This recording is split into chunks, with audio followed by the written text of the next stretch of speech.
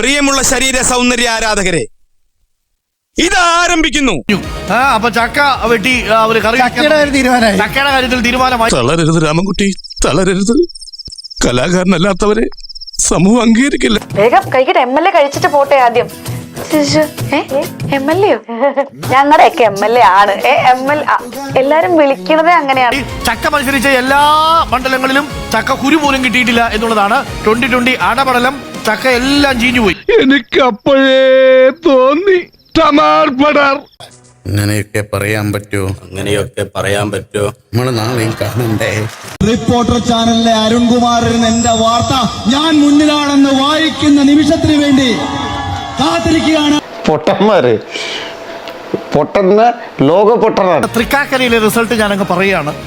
അഖിൽ രാജ് എന്ന അഖിൽ മാരാർ 10,000 വോട്ട് പോലും തിരിച്ചു പിടിച്ചിട്ടില്ല എന്നുള്ള കാര്യമാണ്.